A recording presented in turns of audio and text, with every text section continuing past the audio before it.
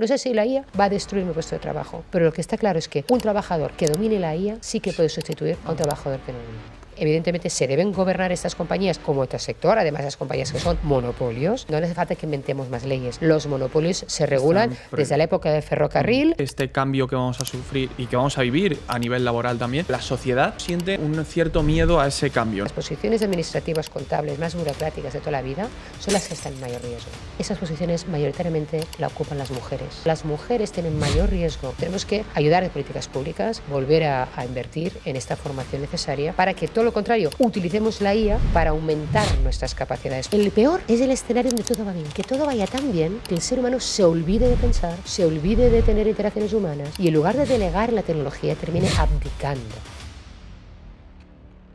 Nuestra invitada de hoy es una de las mayores expertas en Big Data e inteligencia artificial, reconocida por prestigiosos títulos e instituciones a nivel internacional. Nos hablará de los cambios que tendremos en nuestras vidas y de la importancia de ser conscientes de los derechos ciudadanos que tenemos que garantizar con la inteligencia artificial. Fue secretaria de Estado de Digitalización e Inteligencia Artificial y actualmente es la copresidenta del Consejo Asesor de Inteligencia Artificial de las Naciones Unidas. Ella es Karma Artigas y nos va a dejar indiferentes en esta entrevista. Hoy, en el Contrarrelato. Karma, muchas gracias por estar aquí en el Contrarrelato. Vamos a hablar de inteligencia artificial, vamos a hablar de digitalización y lo primero que queríamos preguntarte en estos cambios globales que viene, para ti como experta de las Naciones Unidas, ¿hacia qué mundo nos dirigimos? Bueno, en primer lugar, muchísimas gracias por invitarme, un placer. Y yo diría que quizá lo que estamos viendo todos, ¿no?, en el aspecto económico, en el aspecto del orden mundial o incluso en el aspecto personal, lo voy a definir como la palabra disrupción. ¿Y qué significa disrupción? Yo me gusta definirla como el fin del status quo. Era aquello que funcionaba ya no funciona, las bases en las que habíamos construido pues nuestro estado del bienestar o nuestro modelo económico ya no funciona, el orden global que conocíamos ha saltado por los aires y aún no tenemos un orden global alternativo, pero lo que no quiero yo pensar es que esto es algo inevitable. El mundo será lo que queramos que sea. Por lo tanto, ahora estamos en una gran oportunidad que es reinvertir las bases de un nuevo contrato social, de un nuevo modelo económico, de un nuevo modelo de bienestar, en base a un nuevo orden global que se está en este momento definiendo y que yo espero que siga siendo multilateral. Me ha gustado justo que hablamos de este cambio global, ¿no? Uno de estos ejes en los que parece que hay un cambio global es en el trabajo, ¿no? Ahí se habla de que la digitalización y la inteligencia artificial podría destruir el 80% de los puestos de trabajo en la actualidad. ¿Qué va a ocurrir entonces, ¿no? Los trabajadores dirán, oye, ¿qué va a pasar conmigo? ¿Hacia dónde evoluciona esto? Mira, todas las revoluciones industriales han destruido puestos de trabajo, pero en el balance neto esa destrucción ha sido una destrucción creativa. Es decir, se han creado muchísimos más puestos de trabajo de los que se han destruido y esos nuevos puestos de trabajo siempre han sido de mayor calidad. Esta revolución es un poco distinta. En primer lugar, no solamente afecta a las capas bajas de la cadena de valor, diríamos, de la gente menos cualificada, sino que todo lo contrario, tenemos el riesgo de cierta precarización laboral porque los trabajos que aún es más rentable o son más baratos que las hagan las personas son los de peor calidad. Y en cambio, pues en puestos de alto valor, de conocimiento científico, de desarrollo tecnológico, se puede optimizar con la inteligencia artificial. Lo que estamos viendo es un fenómeno que tiene tres patas, o digamos, hay tres fenómenos que van a ocurrir simultáneamente. No es como la anterior revolución, donde la automatización o la robotización sustituye al ser humano en tareas monótonas y repetitivas. Aquí tenemos un efecto que se llama la IA agéntica, que puede sustituir al ser humano en automatización, pero también en la toma de decisiones. Con lo cual, y esto es el resultado de un trabajo que hicimos en Naciones Unidas con la Organización Mundial del Trabajo, va a haber tres fenómenos. Un fenómeno de sustitución, es decir, hay cosas, funciones que se van a sustituir totalmente y allí se va a reemplazar al ser humano. Y ahí, ¿qué tenemos que hacer? Lo que llaman en inglés reskilling. Allí tienes que volver a formar a las personas porque las habilidades que tienen ya no sirven. Luego hay un segundo efecto, que es el efecto de colaborar y acompañar, ¿no? El famoso asistente. La inteligencia artificial puede ser un gran asistente para que las personas hagamos lo que hacíamos hasta ahora muchísimo mejor, con mayor alcance, escalando, etcétera, etcétera. Y ahí lo que necesitamos no es reskilling, porque las habilidades que tenemos no sirven, estamos upskilling. Es decir, necesitamos aumentar nuestras capacidades y aprender cosas nuevas, pero las que tenemos no sirven. Y luego está el tercer fenómeno, que es el de la augmentación. Cómo la inteligencia artificial permite que el ser humano haga cosas que no sería capaz de hacer con la inteligencia artificial o con estrategias nuevas. Por ejemplo, en el ámbito de la investigación médica o la investigación farmacéutica, las herramientas de inteligencia artificial proponen estrategias que el ser humano hasta ahora había sido incapaz de proponer. Con lo cual, lo que se tiene que estar viendo ahora a nivel país, a nivel sector industrial o a nivel empresa es qué funciones se pueden automatizar, por tanto, sustituir y hacer un plan de reskilling y qué funciones se tienen que complementar y aumentar para hacer un plan de upskilling. Por tanto, las políticas públicas van a ser clave en este momento, porque en función de las políticas públicas que definamos, este resultado de esa transformación va a tener mayor o menor impacto. Y aquí hay un riesgo social, que es que las profesiones o las tareas que van a estar más rápidamente o más fácilmente automatizables son las que tienen que ver con la burocracia, tienen que ver con los procesos, con la parte más de burocrática Manual. de procesos, no, más la parte administrativa. Ajá. El administrativo, el contable, ¿no? Lo que llaman en inglés clerical positions, ¿no? O sea, posiciones administrativas, contables, burocráticas. ¿Qué ocurre con eso? Si esas son las profesiones que tienen mayor riesgo, en cambio las artesanales o incluso pues ser taxista aún no vendrá la sustitución porque no es más rentable que te conduzca una persona, ¿no?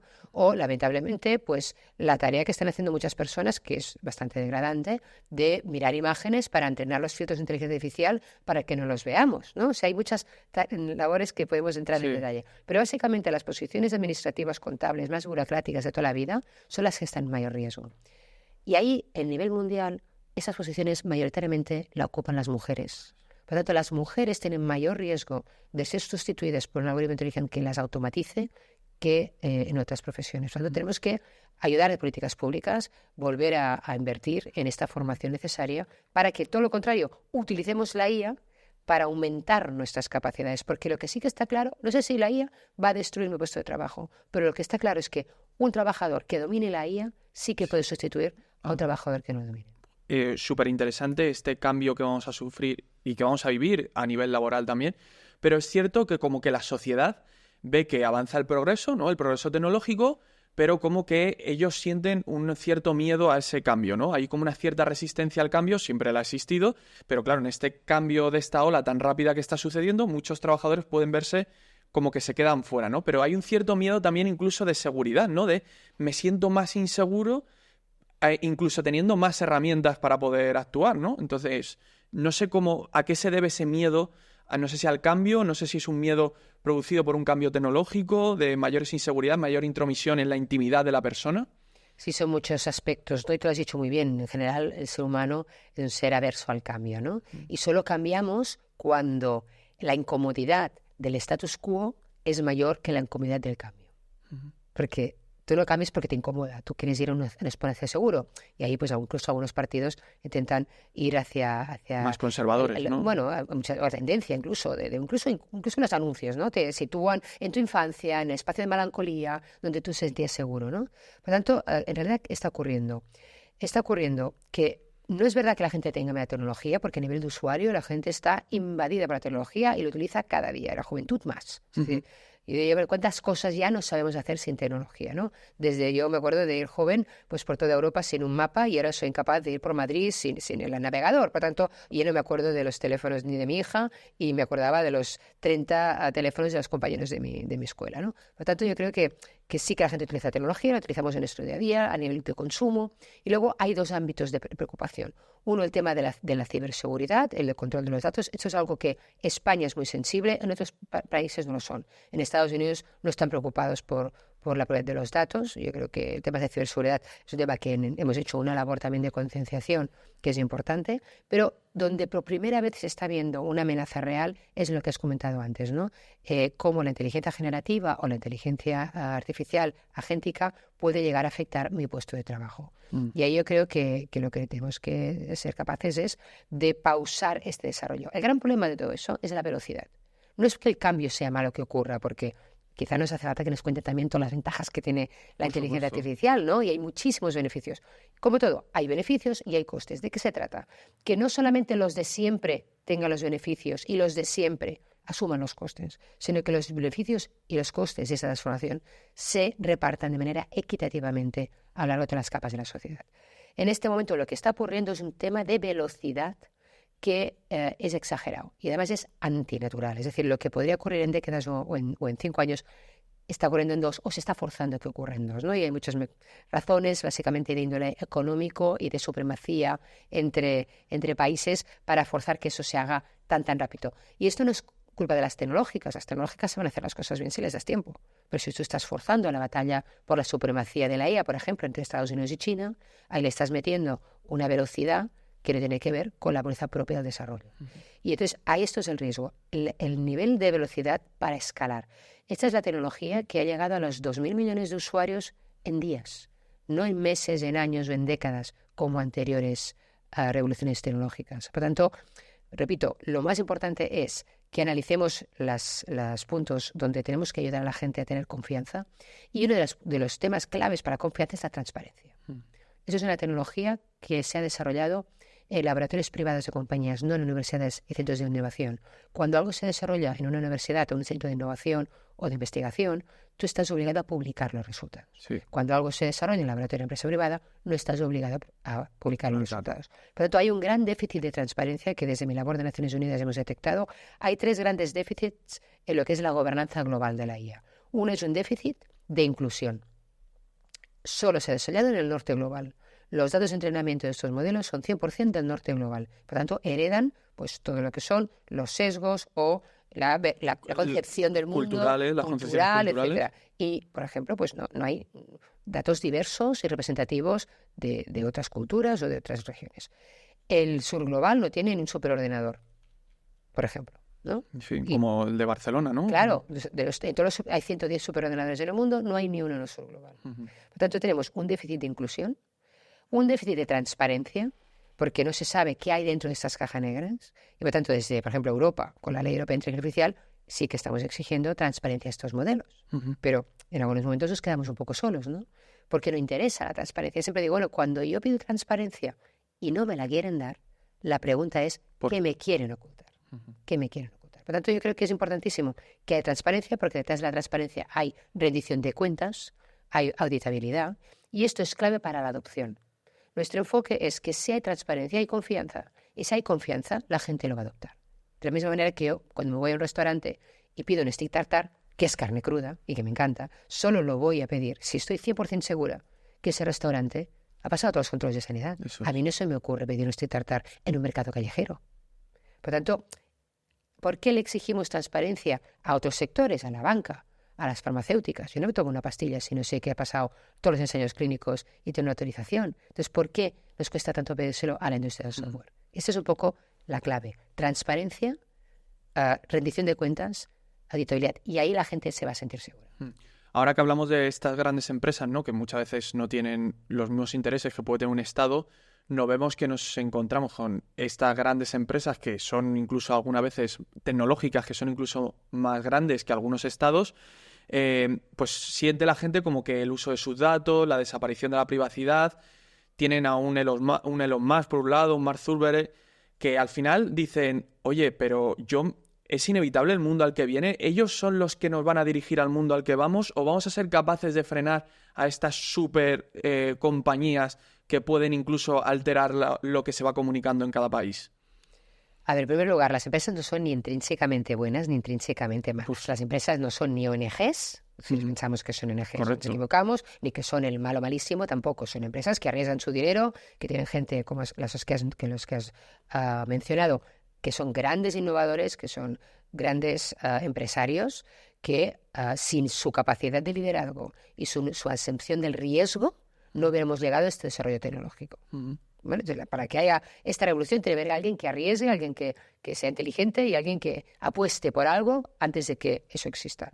Y eso es la labor de una empresa. La una empresa es crear productos y servicios, generar valor a sus accionistas y se puede a su entorno. Pero la diferencia entre valor de accionista y valor del entorno depende de la ley.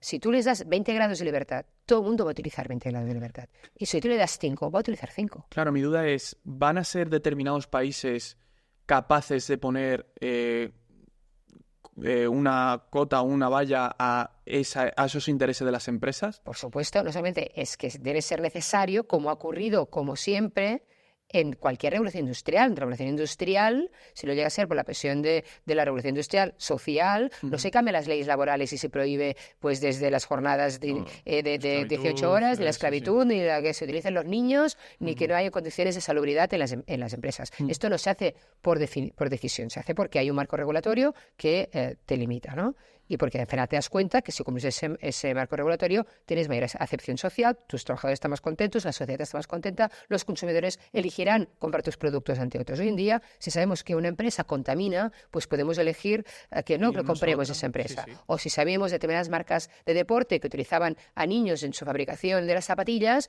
pues hubo un boicot contra esas marcas, ¿no? Por tanto, a veces nos olvidamos del poder que tiene la sociedad, del poder que tiene la ciudadanía. Entonces, lo que está pasando ahora es que evidentemente se deben gobernar estas compañías como otro sector, además las compañías que son monopolios.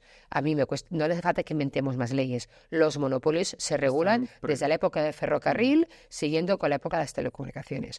Pasa que alguien ha decidido que no se regulan los monopolios. Alguien en otra parte de la geografía, porque en Europa se regulan los monopolios, tenemos leyes de calado europeo, no país por país, porque eso sí que no puede ser.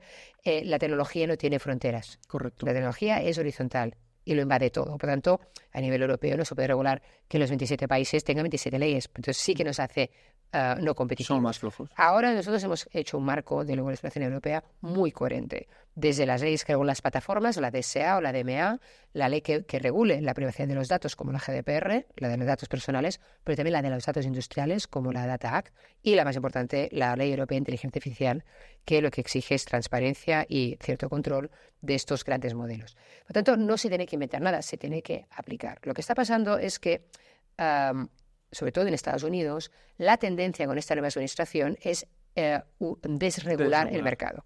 En Europa también tenemos que desregularlo, porque desregular no significa que la ley esté mal, sino que tenemos que simplificar, porque a veces tantas leyes se solapan, y lo cual a veces lo que ocurre es que el problema no es la ley, es la burocracia. Para que las leyes funcionen deben ser fáciles de aplicar. Sí. Y yo no me preocupo porque los grandes las apliquen, no me preocupa porque la pyme la pueda aplicar. O sea, a mí no me preocupa que los big tech se gasten 100.000 euros al año para adaptarse a la Ley Europea de Inteligencia Artificial, ¿no? Lo que quiero es que cueste 1.000 máximo y lo pueda aplicar la pyme. Por tanto, la clave no es la falta de regulación, es la fragmentación regulatoria o la burocracia asociada a la regulación. Pero eso no tiene que impedir que mantengamos el principio de que las cosas tienen que poner un límite. Y te voy a hacer un ejemplo. Europa es un referente en este momento de la IA. Las compañías nunca han ido en contra de la IA. Ninguna de las Big Tech ha estado en contra de la Ley Europea de Inteligencia Artificial, empezando por un tema que es que la Ley Europea de Inteligencia Artificial no regula la IA. No regula la IA. Es la gran batalla por la narrativa que estamos sufriendo, ¿no? Que tú hablabas de cómo también el contenido, la narrativa se propagará. Podemos hablar después de eso. Mira, la Ley Europea de la IA no regula la IA. Regula solo los casos de uso de riesgo de la IA. Es decir, no regula el martillo. Dices el martillo, clavas un cuadro, no pasa nada, pero como el martillo me des en la cabeza y me mates, te vas a la cárcel. Por tanto, un mínimo. No, un mínimo no, en muchos casos. Pero es decir, que no estás regulando el instrumento, no estás regulando la tecnología, que es lo que se está diciendo. ¿Cómo vas a regular la tecnología que va en constante evolución? No, es que yo no regulo la tecnología. Digo, sí que con esta tecnología haces A, B, C y D, esto está pues controlado, regulado, pero tiene permiso de hacerlo. Por ejemplo, Europa es el primer lugar del mundo, primera región del mundo, donde ha puesto negro sobre blanco los usos prohibidos de la IA. Y eso es algo muy importante, porque en lo que hay detrás es que no todo lo que es técnicamente posible tiene por qué ocurrir. ¿Cuáles son los casos prohibidos de la IA? Por ejemplo, el uso del ranking social, el social scoring que tienen en China. En China, la gente, pues con todos sus datos personales y todas las fotos que tienen cada día de ellos y toda su trazabilidad, que es inmensa, pues te hacen un perfil social y a partir de ahí te hacen un ranking de buen ciudadano y si tú has tirado la papelera fuera del container, pues te bajan no sé cuántos puntos y no, tu hijo igual no tiene una beca. Bueno, eso en su sistema está aceptado y ellos funcionan así. Nosotros decimos, esto no queremos que ocurra en Europa. No queremos que ocurra en Europa que mi gobierno sabe dónde estoy, con quién estoy, a tiempo real, mis últimos mails, mis últimos mensajes, y sepa identificarme a través de reconocimiento facial en un espacio público. Y eso que ocurre en otros países, ocurre en Estados Unidos, no queremos que ocurra en Europa, ¿no? ¿Por qué? Porque la gente piensa que queremos regular las empresas. No. ¿Sabéis lo más importante para regular? Es el uso y abuso de poder por parte de los gobiernos o de los poderes públicos de esta tecnología. que a mí no me utilicen la IA para segmentarme por reconocimiento facial, que el algoritmo que utilice de apoyo a un juez o un abogado no me discrimine. Por tanto, es muy importante poner límites a la tecnología. Y eso solo se puede conseguir con reglas que sean consensuadas y también con normas de aplicación práctica, porque lo importante ya no es la regulación, es la gobernanza. Es decir, ¿cuáles son los instrumentos que debo poner en marcha para asegurarme que las empresas, que los desarrolladores, que los usuarios, que los gobiernos hacen un uso ético y correcto de la tecnología? Y entre esos instrumentos, la legislación es uno, pero no es el único. Puede haber incentivos de mercado, puede haber mecanismos de supervisión.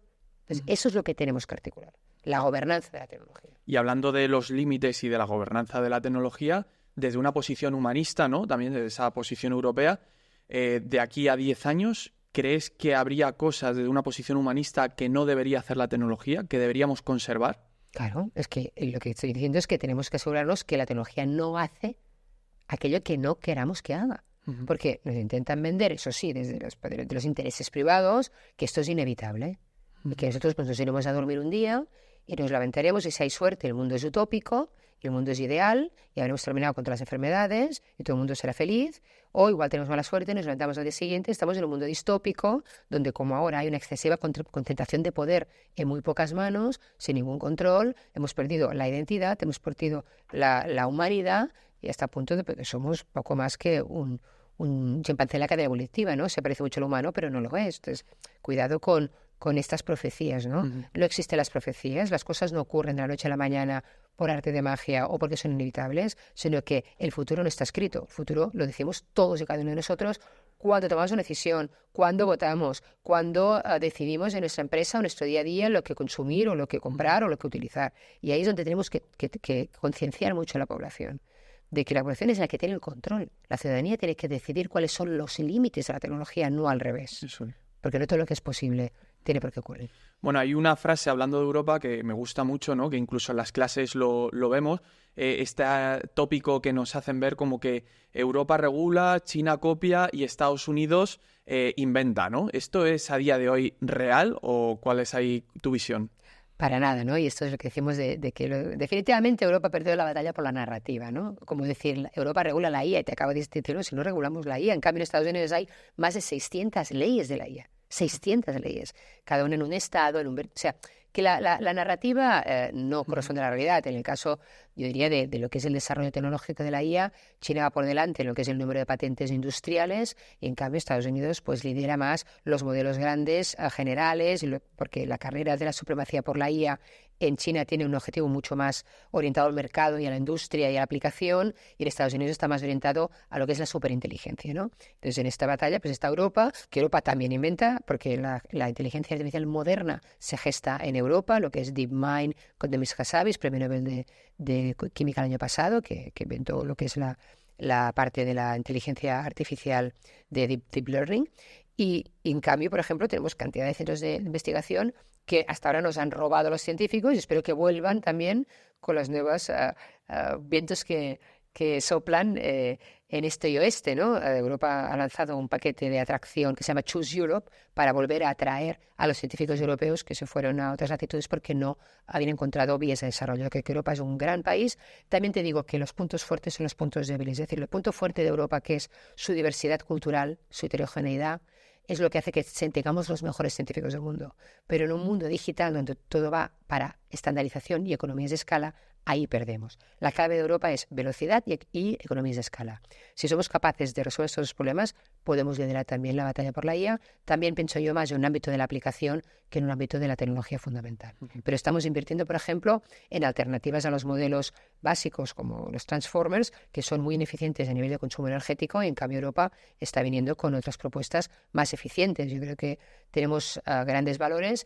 Y si perdemos la batalla por la narrativa es porque la narrativa está controlada por las redes sociales y está concentrada en las mismas manos. Fijaros que hay 4 o 5 grandes compañías en Estados Unidos, 4 o 5 grandes en China, y coincide que los líderes de la inteligencia artificial son los líderes de las plataformas de redes sociales, ¿no? Y pronto serán también los líderes en las tecnologías de defensa. Y eso no es casualidad. Porque bajo la IA que te decía que se había desarrollado en los laboratorios de las empresas privadas y no en los centros de investigación no porque no existiera el talento en la academia, no porque no existiera la financiación, es que no se accedía a los datos. Si esas empresas han conseguido liderar batallas por la IA, es porque ellos tienen acceso a los grandes volúmenes de datos que les daba, digamos, ser un monopolio de los datos. Por lo tanto, sobre los monopolios de los datos se han construido los monopolios de la IA. Y sobre el monopolio de la IA, si no lo regulamos, se puede convertir en el monopolio de cualquier sector. De la energía, de la energía, de la energía, de la banca, de los medios de pago, del entretenimiento e incluso del sector médico. De las empresas que se están invirtiendo más en medicina son las empresas tecnológicas, las Big Tech americanas. Por tanto, tenemos que empezar a regular estos monopolios y que en la batalla de la narrativa pues haya, digamos, más consciencia de la ciudadanía de cuáles son los mecanismos de manipulación que hay detrás de estas. O sea, esto es súper importante porque, claro, es una ola que cada vez se hace más grande, ¿no? Porque cada vez tienen más control de los datos y cada vez controlan más sectores. Entonces, ¿crees que sería necesario crear una nueva Carta de Derechos Digitales Ciudadanos que venga acompañado también de un refuerzo de la democracia para que los ciudadanos primero tomen conciencia, pero también puedan asumir nuevos derechos que a lo mejor pueden llegar a perder? Evidentemente, sabes que nosotros España, y cuando yo estaba secretaria de Estado, lideramos la Carta de Derechos Digitales, ¿no? Carta de Derechos Digitales, que algunas de estas cartas pues ya están traducidas en leyes, desde la ley Rider que protege pues la transparencia algorítmica en el mundo de la economía de delivery, ¿no? Desde todo el tema de la protección de datos, de la Ley Europea de Inteligencia Artificial, que prohíbe, por ejemplo, la manipulación humana a nivel mental a través de tecnologías de IA o de neurotecnologías, algo que es una amenaza real y bastante próxima. Pero yo creo que hace falta mucha conciencia, ¿no? Y sobre todo en la juventud. Yo cuando escucho que la gente joven le cuenta sus problemas a una IA, tenemos que empezar a decir una serie de como decía Al Gore, ¿no? Mentiras incómodas.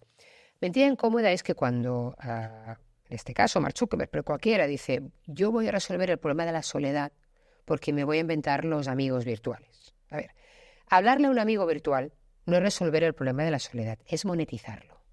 Cuando tú le cuentas tus problemas a ChatGPT, no se lo estás contando a una persona que tiene un código deontológico y eso va a quedar entre tú y esa persona, no. Le estás dando tu vida a ese ChatGPT, todos tus miedos, todos tus traumas, todas tus fantasías, las estás convirtiendo en un activo empresarial. Cuando yo le cuento mis problemas a ChatGPT, estoy integrando mi vida y el ChatGPT lo convierte en un activo empresarial. ¿Y qué hace cualquier empresa con su activo empresarial? Lo monetiza. ¿Y cómo lo va a monetizar? Aprovechando las vulnerabilidades. Y eso es lo que la gente tiene que entender. Que cuando hablo con un amigo, o sea, yo por ejemplo estoy súper en contra de la impersonación. O sea, no hay ningún beneficio de la IA que requiera que tenga la forma humana, la voz humana y la interacción humana. Yo sé de gente que ha tenido pues una conversación de media hora a través de una conferencia por Zoom con una persona y se entera al cabo de 4 días que esa persona no existía de verdad. Por eso en la ley europea obligamos por ley a marcar cuando algo se ha generado por la IA. Yo tengo derecho a saber si esa foto es real, si ese vídeo es real, redes sociales si ese... tiene que aparecer. Claro, pero está por ley, incluso que esta persona que dice soy tu asesor personal, soy tu asesor bancario, soy tu shopper, vale, esa persona es de verdad o no lo es. Tengo por ley saberlo. Yo pongo el ejemplo de James Cameron. La primera persona que creó un ser virtual digital fue James Cameron en la película Avatar, ¿no? ¿Qué hizo James Cameron? Lo pintó de azul. Bueno, pues llegamos a un acuerdo que los pintamos todos de azul. Es decir, que yo interacciono con mi asistente personal de servicio al cliente y que tiene la forma humana, pero yo sé que no es humano. Porque los niños que nazcan hoy y hagan una videoconferencia con alguien no podrán distinguir si es verdad o no. Bueno, los de ahora tampoco. Imagínate la cantidad de riesgos que hay de fraude, de usurpación de la personalidad. Eso es un riesgo real, es un riesgo de seguridad y es un riesgo también mental. Porque cuando digo yo que la gente dice es que la IA se va a cargar la humanidad, no significa que venga aquí una persona tipo Schwarzenegger en Armagedón matándonos a todos. No, no. El riesgo realmente existencial para la humanidad es que nos volvamos todos locos. Porque no podemos creer lo que leemos, lo que escuchamos o lo que vemos. Y ese es el gran riesgo. Detrás de eso hay un interés en que dudemos de las estructuras. Y yo creo que hay un riesgo de manipulación social enorme cuando no pongamos límites, sobre todo, a la impersonación. Piensa que cuando una persona se enamora de una IA virtual, y ha ocurrido, o la gente prefiere tener un novio o una novia virtual, porque a alguien le dice qué guapo que estás y nunca le va a echar una bronca. Claro, digo, no, yo no conozco a una novia de la IA, una que sea fea, no conozco una que sea mandona, ni que se enfade con el novio. O sea, además estamos prorrogando. Con los hombres, sí, que pueden tener... igual, y el hombre siempre es encantador y siempre está diciéndote lo guapa que eres y, bueno, lo maravillosa que estás, ¿no? Bueno, esto no es real. Entonces, y bueno, los estereotipos también se propagan. Los estereotipos de mujer sumisa, los estereotipos de hombre conquistador. O sea, quiero decir que estamos arriesgando a perpetuar a futuro y eso afecta sobre todo a la juventud. La gente de mi edad no vamos a tener un novio o una novia virtual, pero la gente joven va a tener amigos y amigas virtuales, novios y novias virtuales. Eso es un gran riesgo que yo realmente estoy totalmente en contra. No. Porque y voy a hacer un paralelismo que te choca. Mira, ¿qué es un psicópata? Un psicópata es una persona que está introducida en nuestra sociedad, que normalmente más inteligente que la media y que simula que te quiere, simula empatía, simula que te comprende, simula que hace todo en tu beneficio, pero no es verdad. Y en la sociedad hay 5% de psicópatas. Y yo me he cruzado con algún psicópata en la vida. Y bueno, pues el daño moral que te causa una persona que te finge las emociones y que no siente nada en realidad, ¿no? Es un riesgo muy importante. Bueno, pues para mí un AI friend o un AI girlfriend son psicópatas. Son seres que interaccionan como un ser humano, ¿vale? Que parece que te quieran, pero no te quieren, que parece que te tienen sentimientos, pero no los tienen, los simulan, que parece que te comprendan, el de ChatGPT te comprende, tus problemas. No, te comprende. Yeah. Es como un psicópata. Entonces, ¿podemos sobrevivir en una sociedad con 5% de psicópatas? Sí, la actual. ¿Podríamos sobrevivir en una sociedad donde el 90% son psicópatas porque no paramos de crear seres psicópatas que son... O sea, no. Entonces, ¿por qué hacemos cosas donde aún no tenemos la solución? O sea, la tecnología es muy buena solucionando el problema de hoy, tecnológicamente, pero te genera 100 más por los que aún no tienen respuesta. Entonces, no nos lancemos a abrazar cosas que tienen unas consecuencias donde aún no hemos previsto su solución. Yo creo que hace falta mucha pedagogía sobre la gente joven para que entienda que esto no es la mejor manera de utilizar la IA, de todos los riesgos asociados y, como decíamos, de los derechos digitales, el derecho a la intimidad, el derecho a la privacidad. Lo que está ocurriendo, a diferencia de otra gran batalla de este siglo, que es la sostenibilidad del planeta, es que la gente joven ha abanderado la lucha por el cambio climático y ha convencido a la generación más vieja de, oye, por culpa vuestra hemos heredado un planeta que no es sostenible y, oye, apuntaros a cambiar las cosas porque nosotros queremos tener un planeta mejor, ¿vale? Yo no veo a los jóvenes preocupados por los derechos digitales. No están abanderando esta lucha. ¿Por qué? Porque no pueden reclamar los derechos que nunca han tenido o que no saben que existen. Yo sí que sé que existen. Cómo era un mundo sin redes sociales, cómo era un mundo cuando yo te ibas de casa y a una excursión a la montaña y volvías a cabo de 10 días y tus padres no sabían dónde habías estado y bueno, pues perfecto, pues ya vuelves, ¿no? Estamos en un mundo que los niños han excursión con el colegio y los padres al cabo de 5 minutos tienen el niño geolocalizado, si llega y no ha contestado un WhatsApp, entran en histeria. O sea, cuidado. Entonces, tenemos que reclamar el derecho a descansar de la tecnología, como tenemos regulado en España, el derecho al silencio, pero el derecho sobre todo a que no nos manipulen, a que no manipulen nuestra mente, a que no nos generen herramientas que generen adicción, y todo eso lo tiene que reclamar la juventud, lo tiene que reclamar la gente joven. Todo lo que has comentado, o sea, me parece una pasada, pero es cierto que quizás esos derechos no son tan conscientes la gente también porque son temas que necesitas un conocimiento que no lo tiene un ciudadano promedio, yo el primero, ¿no? Porque quizás hay menos gente especializada. Entonces, yo sí que quería preguntarte, tú como representante de las Naciones Unidas, habiendo estado en el gobierno de España, teniendo estos conocimientos y estos riesgos que eres consciente de que existen, ¿qué cosas te quitan el sueño? Bueno, tengo la suerte de que duermo muchísimo. Yo como Dakota Johnson, my guilty pleasure es dormir, ¿no?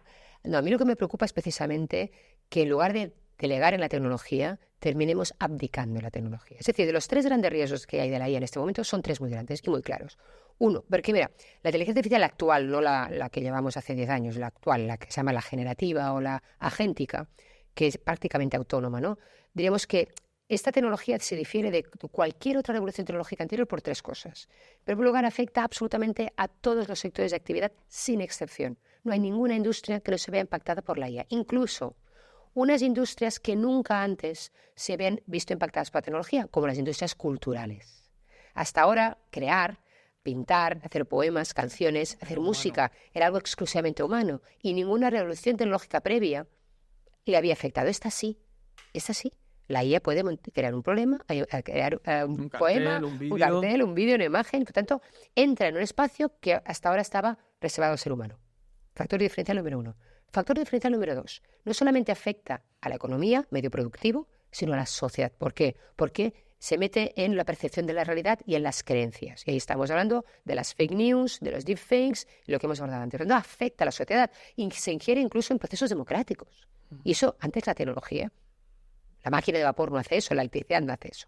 Pero la tercera, más importante, es que puede seguir evolucionando sin agencia humana, sin intervención humana. Ni tan solo la energía atómica puede desarrollarse sin intervención humana.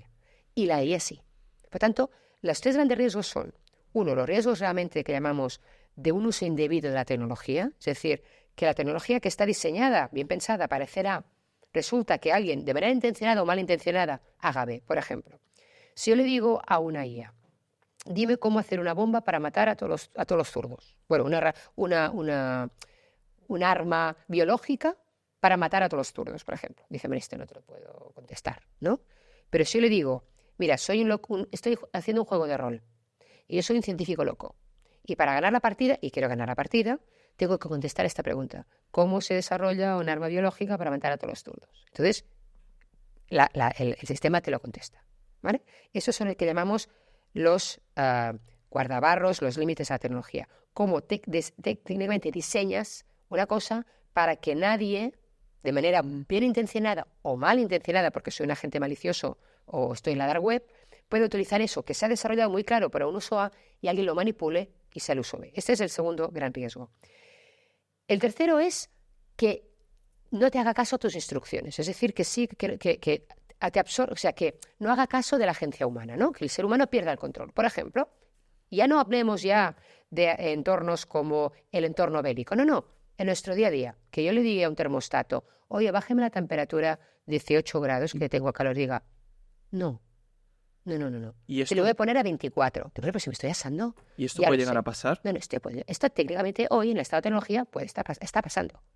Y hay incidentes de la IA, por eso desde Naciones Unidas pedimos que haya un comité científico independiente, que ahora precisamente está con el Call for Applications para que cualquier científico del mundo se aplique para formar parte de este grupo de 40 personas, y esto es hasta el 30 de octubre del 2025 que la gente se puede apuntar, pero básicamente es un panel científico internacional que también monitorice todos los incidentes de la IA, ¿vale? Y eso sería el riesgo más importante, que pierdas la agencia humana porque la tecnología no hace caso a las órdenes que tú le das. Estos, diremos, son 2 escenarios donde todo va mal, ¿no? Vale. Pero el peor es el escenario donde todo va bien. Porque hay un tercer grande riesgo, que todo vaya tan bien que el ser humano se olvide de pensar, se olvide de tener interacciones humanas y en lugar de delegar en la tecnología termine abdicando en la tecnología. Y nos convertamos, como decía yo, en ese chimpancé de la cadena evolutiva, muy parecido al ser humano, pero con un nivel inferior, y que hayamos creado un ser superinteligente que haga todo por nosotros y ya no sabremos hacer nada. Ya no sabremos conducir, ya no sabremos ni hacer la carta de los reyes. O sea, yo me apuesto que estas Navidades hay padres que van a hacer la carta de los Reyes Magos con ChatGPT. Se me está poniendo la piel de gallina de pensarlo. Si a la gente no le estás educando, oye, padre, que lo importante no es la carta, lo importante es el proceso en el que el niño está ante un folio en blanco y decide, me he portado bien, me he portado mal, ¿cómo convenzo a Santa Claus o a los Reyes que me he portado bien? Solo puedo elegir 3 regalos, yo quiero 20, ¿cómo elijo 3? O sea, todo este proceso, ¿cómo lo redacto? Es lo que va a hacer el ser humano. El gran riesgo que tenemos es que como la tecnología nos va a hacer la vida tan fácil, ya no aprendamos a hacer las cosas. Y si no las aprendemos, la nueva generación ya no lo sabrá hacer. Yo tengo más capacidad de detectar una fake news que una persona de 15 años. ¿Por qué? Porque tengo más mili, porque tengo más experiencia, porque has vivido una época que ahora no existe. Donde dudabas. Y yo soy capaz de ver cuando una cosa está escrita y dices, pero esto no. Pero si tú no has generado esa capacidad antes, no vas a saber detectarla después. Por lo tanto, cuidado con los escenarios distópicos. El peor escenario es el que todo va bien y el ser humano llega a abdicar en la tecnología. Tanto tenemos que, uno, recuperar la autoestima de la ciudadanía, que las cosas cambien cuando la gente quiere que cambien. Que esto no está escrito, que esto no es inevitable y que depende muchísimo de las decisiones que tomemos ahora son las claves. Porque si no lo hacemos bien a la primera, probablemente el daño irreparable que hayamos creado en la sociedad o en las personas no tendrá una segunda vuelta para arreglar. ¿Crees que está en riesgo la especie humana? La especie humana, en cuanto a bueno, yo creo que la especie humana, te decía, no está en riesgo en cuanto a su progresión biológica. Otra cosa es el rol que tengamos en el mundo. A la vez te voy a dar un rayo de esperanza. Yo creo que lo que nos está permitiendo esta tecnología por primera vez es dedicarnos a elevar la conciencia humana. Es decir, para cada euro que dedicáramos a la IA, tenemos que estar dedicando un euro para generar conciencia humana. Porque cuando al ser humano le liberas de las tareas repetitivas y mecánicas, porque la revolución industrial nos ha llevado a un tipo de trabajos que no nos realizaban. La gente está invirtiendo en desarrollo personal, invirtiendo en elevar su conciencia, porque los trabajos que hemos tenido ahora no permitían desarrollar la inteligencia o la capacidad de interacción humana. La IA permite eso, permite elevar la inteligencia humana, permite elevar la conexión humana, si lo utilizamos bien, porque hay grandes ventajas de la IA, desde lo que es acceder al conocimiento de manera ilimitada. Fíjate que cuando yo era secretaria de Estado, el gran riesgo de la digitalización era no dejar a nadie atrás. Y no dejar a nadie atrás era la persona que no entendía tecnología, por tanto no podía saber a programar, porque si tú no sabes programar no podías hablar con la máquina, las personas mayores, las personas con bajo nivel cultural. Ahora no. Ahora cualquiera. Ahora yo no tengo que entender el lenguaje de la máquina para hablar con la máquina, porque hablando como una persona, hablando en lenguaje humano, puedo acceder a todo el conocimiento del mundo. Imagínate la gran oportunidad que es eso. Para ir acabando la entrevista, bueno, como has comentado, fuiste secretaria de Estado de Digitalización, creaste la regulación europea de la IA, la Carta de Derechos Digitales en España, toda la estrategia de digitalización que es vanguardia en Europa. Y ahora, ¿qué te gustaría que el mundo te recordara por tu paso por Naciones Unidas con esta gran responsabilidad que tenemos como humanidad? Bueno, yo creo que la labor que he hecho yo no es solo, probablemente, pues he sido copresidenta de un órgano consultivo de unas 40 personas y hemos hecho algo muy importante que ya empieza a tener impacto, ¿no? En diciembre del año pasado se aprobó en la Asamblea General de Naciones Unidas las 6 recomendaciones para la gobernanza de la IA para el bien de la humanidad. Porque esto no se puede regular ni en un país ni por una empresa. Se tiene que regular a nivel global. A nivel global tenemos que tener un pacto muy básico, que es que todo lo que hagamos por la IA, esté bajo el paraguas de Naciones Unidas, del UN Charter, siga la legislación internacional y no impacte los derechos humanos. Estas 3 cosas, si las cumplimos, ya les podemos dar un canto a los dientes. Bueno, nosotros decidimos 6 recomendaciones. La gran noticia es que este año en la Asamblea General de Naciones Unidas y además en la sesión liderada por el presidente del Gobierno de España, se aprobaron ya 2 de estas y se ha puesto en marcha 2 de estas recomendaciones. Una, el panel internacional científico independiente, para que cada 6 meses le digamos a la humanidad cuál es el estado del arte de la tecnología, cuáles son las oportunidades y cuáles son los riesgos. Y hay un consenso, porque si no pasa con el cambio climático, que uno decía, ¿existe cambio climático? No, no está. Son 10 grados, no, son 2, son 0,5, no. Hasta que no hay algo que está informado por científicos, con base científica y con datos, si no estamos de acuerdo con el diagnóstico, no vamos a estar de acuerdo con las medidas. Y la segunda, muy importante, un entorno multilateral, a pesar de que parece que son las horas bajas del multilateralismo, se ha aprobado en Naciones Unidas un organismo multilateral donde todos los países tienen el mismo voto y están sentados en la mesa, porque en este momento hay 118 países del mundo que no dicen nada en la IA, no están en ninguna conferencia ni deciden ningún estándar. Eso es el entorno multilateral que necesitamos para acordar a nivel global cómo vamos a converger a nivel regulatorio, cómo definimos estándares y cómo definimos unos ámbitos de riesgo para limitar su uso. Yo creo que estas 2 aportaciones, más la del Fondo Global para el Desarrollo de la IA, porque yo quiero que la IA se desarrolle también en otros ecosistemas del sur global y que tengan acceso a la computación, a los datos y al talento. Esas son las 3 cosas que me llevaré más satisfecha si ocurren de manera eficaz. Seguro que sí. Karma, muchas gracias. Desde luego que nos quedamos con esa necesidad de dar a conocer los derechos digitales que tienen los ciudadanos y la gente más joven, ¿no?, que puede estar viendo este vídeo, y agradecerte porque desde luego es una rama que no suele salir en las redes sociales, ¿no?, en estas entrevistas, y ha sido súper interesante para prevenirnos la parte positiva y la parte negativa de la inteligencia artificial y de la digitalización. Si quieres terminar con unas palabras. Creo que el siglo XXI no hay ninguna razón mejor para ser activista que la reclamación de los derechos digitales. Me encanta. Muchas gracias. A ti.